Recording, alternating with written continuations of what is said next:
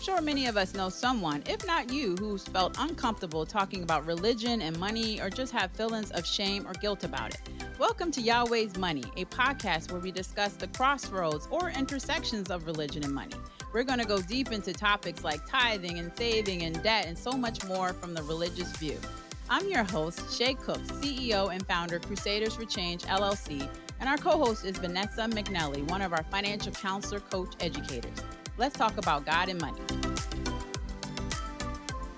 Hey everyone, welcome back to another episode of Yahweh's Money. We're super excited because this is season 2. Also, our anniversary started May 5th of 2022. So a year in, Vanessa.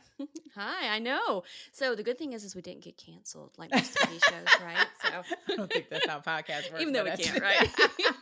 I love it. I But love yeah, it. we made it. Yay. We made it. 28 episodes in. This episode is Mom's Money Messages in honor of Mother's Day. But just to be into season 2, I never thought about it. I just kept going, kept recording. I was just excited to be with Vanessa and Adriana behind the scenes and just doing our things around God's mission of talking about Yahweh's money, the crossroads of religion and money. So super stoked, season 2. So let's get into it. They say moms know best. And as Mother's Day approaches, we want to share some of that wisdom with mom's money messages, whether it's your mother, a grandmother, an auntie, or a mother-like figure. Somewhere along the line, you may have come across a money message or lesson that impacted you. So let's talk about them.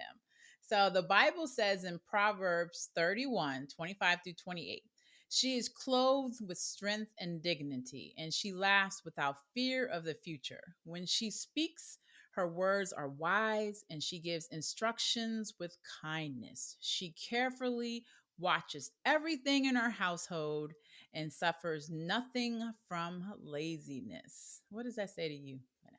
So much. I know. It says so much about, I think, women in general. I think Mm, a lot of times, as you know, I talk about invisible work a lot too. There's so much that we do as women and mothers and grandmothers and, sisters and whatever you are that a lot of people don't even realize is happening behind the scenes. mm, And it's always something that either is mentally exhausting, hmm. physically exhausting, or both. Yes. But moms seem to always get things done, and they always seem to be very appreciative of, those last few minutes of the day that they even have with their children. So Mm-hmm. it's one of those situations I think moms know that they're going to get through it. They're going to, miss this time that they're having right now at some point later on in their life. But somehow, some way, make miracles happen. You make miracles happen. So true. And I remember when I Hmm. first got married almost 25 years ago, which is crazy. Proverbs 31 was what the women in the church said you have to refer to. I got a whole book on a Proverbs 31, 32 around that scripture. And it was amazing to see what, first of all, it's kind of exhausting. It's like what a woman, a mother is supposed to do, Right. right? And what Yeah. we accomplish and what God gives us the strength, whether you have a child or not, Hmm. to do as a woman in the world is Hmm. amazing, the responsibility around it. But he gives us everything we need. I Yeah. mean, from the strength and the dignity to laugh. And even when you have the fear, you get on your knees and you pray to God that you're here, or you speak to that man or woman in your life that's hopefully helping you, holding you up. And then Right. even when it comes to money, just learning those lessons through the word or through other women around your life, through somebody like Vanessa or Adriana, who's teaching me even today. We were talking about houses and different programs and stuff like that, home buying. Hmm. That is so amazing what God puts in our toolbox and around us, the people we need to Yeah. build up those messages, whether it's money, whether it's rearing children, whatever it is. It's pretty freaking I fantastic. agree. Yeah, and it always takes a village, Always takes a and we do village. have these people around us that are there to support 100% whatever Hmm. we need. And they seem to always be there at the right moment. They So, do. mhm. Moms are masters of resilience and resourcefulness. Really, they are. They learn how to overcome obstacles, whether it's making a dollar stretch or finding ways to make money to support their families. And I know we were talking about food and how moms just they find a way, whether you're rich or poor. I just remember growing up, we had a lot of rice, a lot of beans, a lot of like turkey necks and ground beef, whatever it was, to make sure with a family of five. I had two Yeah. siblings and my father. My mom would make sure we had that food Mm-hmm. and it would last us. We had leftovers or whatever, and she just had that in her mind. This day is this food, that food. You can Right. fend for yourself on Fridays, but it just made life easier around the food aspect because food was expensive for a family of five. We hardly ever ate out. I Mm-hmm. remember if we ever went and got make it was either McDonald's or Golden Corral. It was only like two places we went eat out because Golden Corral was your buffet style. You can go in there and eat whatever you want, and McDonald's was Mm-hmm. like that treat, right? And I just remember getting a Big Mac as a little Yeah. kid, and it's Yeah. like, oh my god, I got a Big Mac. But it's been like, we only went every 3 or 4 or 5 months to McDonald's. Like we Yeah. ate at home every day, and she made it work. Yeah, and I think back then too, because we're super old, Shay. Yeah, Uh, yeah, it was something that going out to eat was a treat because it was the same thing for yes. us. Like we did not go to McDonald's. Like Mm. I think I went to McDonald's the very first time when I was like 6 years old, Oh wow. and it was only something that we would get like if we were sick. It Yeah. was like a treat when you were homesick from Mm. school and you would get a Mm-hmm. Happy Meal. And like to this day, my dad will ask me, why do you get a Happy Meal? And I'll say, because it makes me happy, Oh. and it's just one of those little memories that you have. But, you use what you had at home first, Mm-hmm. everything else came later. Everything And else I came know later. like my mom, she was very resourceful with her time. Mm. And that was something that I never even understood as an adult. My parents owned several businesses. My mom ran a steakhouse, and she would drop me off with my grandparents before the sun would come up. She'd pick me up probably 8 or 9 or 10 at night, Wow. because she made sure that I would sleep in my own bed at night. But she Nice. always had some sort of time for me. Whether, it was on the way home or sitting at the table going over my day, but Mm. she always made time, even if she really didn't have it to Wow. That's beautiful. Wow. Whew. Lord. give. Yeah. Thank you for sharing that. Yeah. And according to creditcards.com survey, young kids especially look at their mothers for money matters, like you did. Why Vaughn? May she rest in peace. They are other first teachers, examples of money management and habits and behaviors. Modeling healthy money habits in front of children can have a lasting impact, such as a budget, saving, and investing. The same can be said for those unhealthy money habits, such as overspending, impulse buying, and accumulating a lot of debt, which is unfortunately my experience with my family growing up. And how has that impacted your relationship for money? I'm going to speak first on that because for Yeah. me, I had more of a negative experience. My Mm-hmm. family were always trying to keep up with somebody. We were a military family, but we're always trying to keep up with somebody. Yeah. We had the latest this, the latest that in the house. And I mean, overspending was crazy. Lots of credit card debts, lots of arguments about money. I remember Mm-hmm. so many arguments about money between my parents. And it was just like, I grew up just like, I don't want to be like that. Mm-hmm. And to me, I use that to my advantage. Like I admit I had some faults and mistakes with money. Of course I did. I had to learn on my own when I went out on my own, whether it was college or I got married and traveled the world with my military husband. But I started building up that credit card debt and I was like, I don't want to be like that. I don't want to be arguing with my husband about something that is something, especially coming from the trauma of childhood and seeing that. And so Right. to me, I was like, I'm going to do the opposite. I learned about credit cards on my own by reading the statement. I paid off my credit card debt right away, and the list goes on.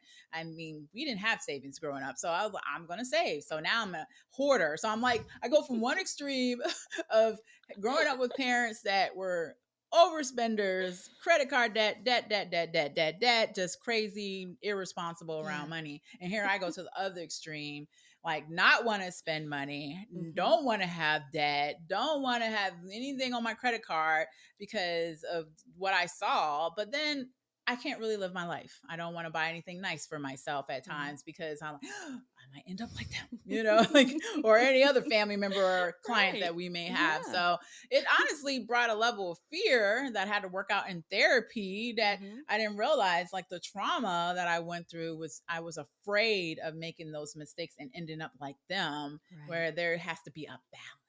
Because I'm an Exactly. extremist. So if somebody Yeah. does one thing, I'm going to go to the other extreme and do the Yeah. total opposite of them, not knowing that my husband's like, it's okay to treat yourself. No, it's not. No, it's not. I don't want to do this. He's like, stop it. It's just Right. like, You have just to stop it. earn that. Yeah, you have to. So that was unfortunately my experience. And I see it Hmm. how it affected my siblings. They thought it was okay to live like that. And so I was Right. like, so they end up being more like them than they wanted to be. But they're like, Hmm. well, parents had debt, they had a credit card, they didn't know they overspent. So I'm going to do the same thing. They okay. I'm like, yeah, but behind the scenes, there was a lot of cussing and cursing and just acting crazy and treating each other in a way that I didn't like because of that money issue. So, Yeah. yeah, what was your experience? Yeah. I mean, I think you and I had very different We experiences growing did. up. And, growing up, I was very lucky to have parents that worked very, very hard. Mm, And because they worked very, very hard, they did very well for themselves. mm, But you would never have known that looking at my parents mm. and my family. We would go to Walmart. My mom's favorite saying was always, eventually everything goes on sale. And we weren't allowed to buy clothes or anything that we wanted until it was on Mm, sale. That was something that was just instilled in us that, you don't need it that badly. Like, yeah. you'll be fine without it. I never had name brand anything growing up. I Mm, was taught that that was not important. It was one of those situations where you wanted what everybody else had, but mm, I'm very thankful that they taught me I didn't have to keep up with anybody mm, else. The only person I had to please was, God first and then me mm. second. I just had to Wow. be happy with what I had. Nice. So, we learned that things are just things a lot of times, Mm-hmm. and experiences always mean a whole lot more in the grand scheme of things. I had parents that had great parents themselves. So, my Mm, grandparents, they taught us things like, if you don't have the money for it, you don't need it right now. Save up for it. If you really, really want it, you'll make it work. mm-hmm. So, all these lessons that I learned growing up, those were the things that I think carried me through and helped me during the times of my life when I didn't have so much, Got it. because it was like, you know what? Been there, done that. This is cool. I can get through it. But it was one of those situations where, I didn't have to meet anybody else's standards. And Mm, sometimes that was so hard, so, so yeah. hard. Because if I wanted something, I had to work hard myself to buy it. Like, if I Mm, wanted to go to prom, that was on me. yeah. If I wanted, to play a sport, that was on me, all those things. So just learning how to get what you want and make it work at a young age was something that was just always instilled in us. That's beautiful. Yeah. I mean, yeah, I don't want to say too much to be disrespectful, but thinking back from my childhood, Hmm. my parents would have followed us the world and didn't have the money to do it. I just Hmm. remember I saw a Ralph Lauren ad in the news in the one of my wet magazines the other day, and it looked like, I don't know if you're familiar with cross colors back in the day in the Hmm. 90s.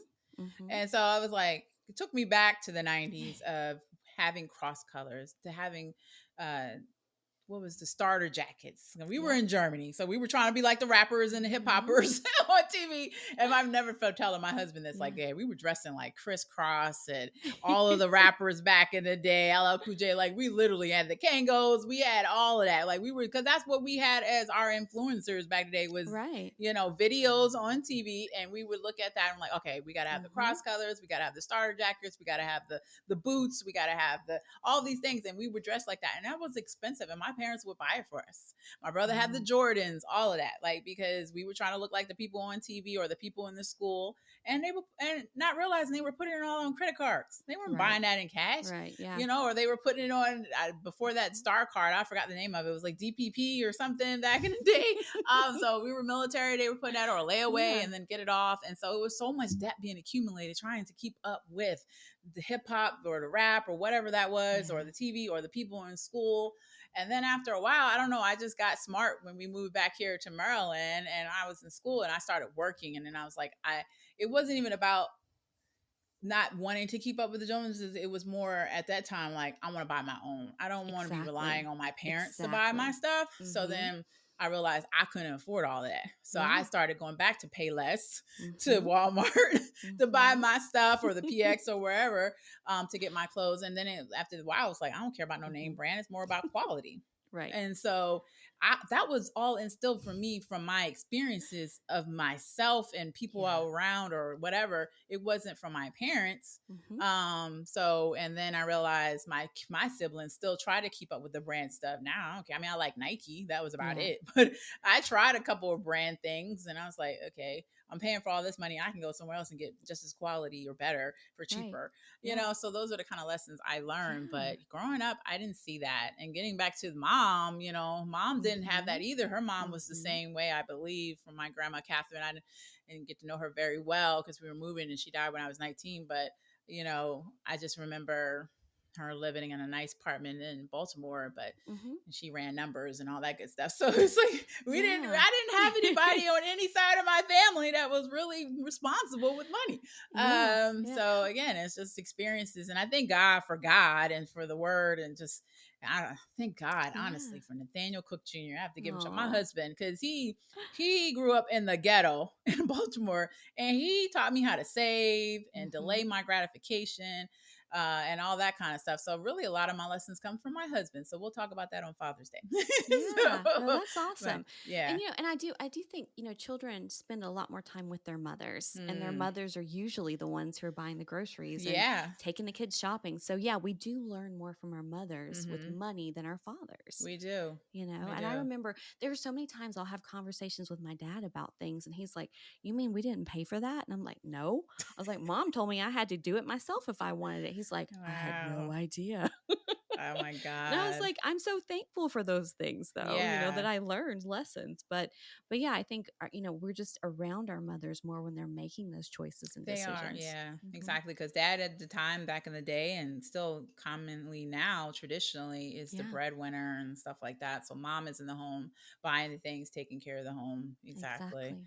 Hmm. Like in Ezekiel 19:10-11 says, your mother was like a vine in your vineyard planted by the water. It was fruitful and full of branches because of abundant water. Its branches were strong, fit for a ruler's scepter. So what I get from that is, like you said, mom is divine. She's what's holding together, They always are. or dad is divine. And you can look at it both ways, the vineyard, Right. and then she is watering that, Yeah, continually watering that, the children, the spouses, the family, to help them grow. So and stay exactly. strong. Yeah.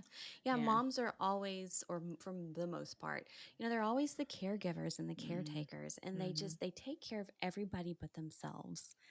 And they make sure everybody else have what they need and what they want, except for themselves usually. And they give every last drop of themselves. Mm. Not to say that that dads don't do that, but Yeah. most mothers I know give every single ounce of themselves to their families. That's a problem, but it's the It is. truth. Yep. So I had to learn. I'll never forget when I was younger. When I just had Alana, my dad's mother, so my grandmother on his side, Grandma Estelle. She said to me, like, she just used to give me these looks because when I first had my child, the first year to 3 years, I didn't take care of myself. Like I wasn't really doing my Mhm. hair like I used to, my makeup like I wasn't buying no clothes. It was all about Alana, like Right. everything. And she was like, I am tired of seeing you in a scarf. And even my mother in law said this. I was wearing scarves all the damn time. I'm tired of seeing you in scarves and sweatpants, Shay. Like, I was so mad at her, but she was right because I was just buying everything for Alana, making sure Alana was clean. She was smelling good. Her hair was done, everything. I was doing nothing for myself. Mm, And so it's again that balance, but I see a lot of women not yeah. doing the self care. It's either on one Mm-mm. spectrum where they always dialed up and their kids look a hot Yep. mess, or their kids look great and they look a hot mess. It's like, okay, you Yeah. can both look Yeah. great and still be, Yeah. financially responsible. But Right. the self care is missing. We forget, we put ourselves last. And that's a We woman thing. I don't think do. it's a mother Yeah. thing. I think it's a Yeah, we woman do. thing. I Yeah. think a lot of times we're taught that too by other women, Mm. by older generations. I know my grandmother, my mom was so, first of all, my mom was always very good about taking moments for herself. Oh, that's And beautiful. she would go on girls' trips. Her and her sisters would go places. Mm. And it wasn't often, but she would take Mm-hmm. time, and I always loved that about her because I got to hear about her adventures later on. Oh, And it cool. was one of those things where, she always told me when I got married the first time, the first thing she said to the guy I was engaged to was, you know, I'm okay with this as long as you never let Vanessa stop being her and Oh, having time wow. with us. And that was our girls' trips because, we were adventure buddies and that's what we would do with each other was go and travel and see and do. And it's one of those things I think as moms, especially, you're guilt tripped into thinking you were never supposed to leave that family. So my mom would go on these trips and my dad's mother would come stay with us. And Oh. she would get me out of bed early in the morning to cook breakfast for the men. Mm. Even though, my dad didn't have to go to work until like 3 or 4 in the afternoon because he worked evenings and nights. My brother was just a year younger than me. And I worked after school and I had after school stuff that I did. And it Mm-hmm. was one of those things I never understood. And she was mad at me because I wanted to go to college and I didn't want to be a stay at home spouse. And like, Oh, it wow. just a different world, just a Mm-hmm. different world. So when you're fed that all the time, Yeah. you are, made to think that it's not okay to take time for Mm-hmm. you. Mm. Yeah, my mom, other than going to the club here and there with her friends, and when my dad was TDY or deployed or Mm-hmm. something, she ain't never went on a girls trip. And Yeah. I don't think I've never been on a girls trip either. I always count my time when I worked for the government, like going TDY or going Mm-hmm. somewhere that was my like girls trip, hanging out with my colleagues. But a true girls trip, I have never had No. because I never saw that. I mean, I'm sure it was a lot to do with the money, but also to do with you're supposed to be home taking care of your kids while your husband's Right. out there working, or and if they're in the military Mm-hmm. deploying or TDY Mm-hmm. and whatever. My mom never went anywhere with Yeah. friends, like long term. Like, yeah, Well, and that is harder with military families because, yeah, as we know, you can't depend on your military spouse. You don't know when yeah, they're going to be there, when they're not. I mean, gosh, I've had friends where I've literally babysat their children for months on end yeah. when things have happened because, you can't depend on that military Mm-hmm. spouse. You're doing it alone, Yeah, no essentially. family around. Mm-hmm. My brother and Mm-hmm. sister were all, well, my brother not because he's military, but he was really moving around. But my sister has been locally her whole time, married and with kids. And so she's had my parents and other Yeah. family members to rely on. I didn't have that until we moved back here and my child was older. So Right. yeah, interesting. Well, according to childmind.org, talking comfortably about finances with your kids help them develop a healthy relationship with money. Whether it's moms talking to their kids at the supermarket to compare the cost of food, explaining the impact of inflation on the price of goods, or including them in family decisions, moms can truly make a difference. And so I agree with that. I mean, from day one, my daughter was able to talk and really learn. I was taking her to the commissary and had her have a little pad where she can write down how much everything was. And if she was within Mm-hmm. $5 of the price that the register was, I would give her the money, give her some money for that. Oh, And so that's so that cute. was like a point where she knows, like, learn about the cost of things Yeah. and math, basic math, and all that kind of stuff. And she's, I started teaching her early about Mm-hmm. everything money. Just I wanted her to have a better start. And it's like even before she went to college, we had full on financial coaching counseling sessions that whole summer. It's like, Mm-hmm. all right, you got to get your budget together. We're going to figure out what this looks like through the year. Yep. She was working then too at a grocery store and then moved into other different positions and getting paid. And so I like, let's spend your money wisely. And she recently got a credit card. I made her go through all credit card 101 Crusaders Yep. for Change training that I just developed Good. on the spot. But I was just like, all right, you're going to do that. And we're going to monitor this. And this is what you should do in that. So I just feel like just instilling those things, like, even I know this is our world and we do this for a living, but Right. being able to share that with my child is Mm-hmm. very important because I didn't get that. And who was Yeah. it? Was it you at our Tickle My Money Bone event recently and was like, has anybody had any training on money? Or maybe it was one of the comedians. And I was like, me and my sister didn't raise our hands and my mom and dad are like staring down. And I'm Oh like, I no. turned around, I Yeah. said, I'm sorry, but it's true. Like, y'all ain't teach us anything but what not to do. So like, I think it was one of the comedians. But yeah, yeah. yeah, and that's something it's never too early to teach someone the value of the Never. dollar. Never. And I think too when they see that, then they understand what it takes to get the things that you Mm-hmm. need and what you want. And I think for that, the kids ask for less then and they whine Mm-hmm. about less because they understand what it takes. And Exactly. then when they move out, it's like, okay, they're in a good position because they understand what they're going to have to make to pay all these bills. So, Exactly. And I mhm. think I might have, I hope, a healthy fear, but my daughter's afraid to use her credit card. Oh, it's a And good she's like, I fear to had to talk have. to my therapist about it. I'm like, really? She's like, yeah, it really freaks me out. I'm like, oh my God. Because she was like, I don't know if I should use it. I'm like, use it for the things that you can pay back for your, Exactly. groceries and your gas and Mhm. stuff like that. Because she's like, I want to buy this dress on it. I'm like, why? do you need that dress? Well, no. I'm like, and she's getting a store credit for another dress. I'm like, just wait till you get your store credit. Like, what do you need to use your credit card Exactly. for? I Yeah. mean, so, so I'm Yeah. glad she's talking through it with Mm-hmm. me.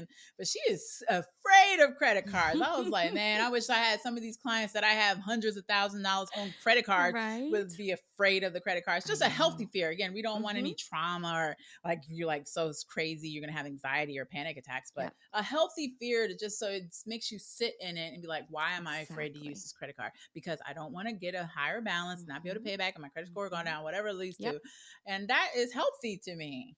I agree completely. It's good to have a second to just kind of think. And I think that's Mm, what a healthy fear does is it makes you think about the makes you think. other possibilities and what that could look like and is Yeah. it worth it or not. Yeah, it's the So, human flight or mhm. fight Yeah. response, sink or swim response. I mean, it really is. And I think it's healthy. I mean, it's Yeah. just like, should I touch a hot stove? No. Should I use my credit card? No. Yes or no? Yes or no? You know Yeah. what I mean? Yeah. Like, Yeah. it's okay. So, Exactly. well, thanks to all the moms as we provide our final thoughts to all the moms who have provided healthy or unhealthy money messages because they have helped us grow in either way. And if you haven't grown to a healthy spot in your life, you can contact Crusaders for Change. We are here to help you. But any final thoughts, Vanessa? Yeah. It's never too late to have these conversations with your parents or your Exactly. children. So if you still have your parents and you have your moms, have conversations and Hmm. ask why things were done the way they were. Same Exactly. things with your kids. Have those conversations. So Hmm. just don't be afraid to talk. Don't be afraid to talk. And it's okay to not be okay, but you need to get out of that. So happy Yeah. Mother's Day to all of y'all. Thank you for joining us today. Don't forget to follow us wherever podcasts are found. And remember, it's always better Yahweh's way. Thank you for listening to this episode. We hope you enjoyed our deep dive into the crossroads of religion and money.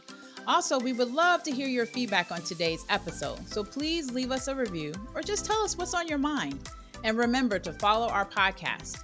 If you have any questions or suggestions of topics for us to discuss, please email us at yahweh@crusaders4change.org. To hear all of Yahweh's Money latest episodes, please visit us at www.crusaders4change.org or wherever podcasts are found. God bless.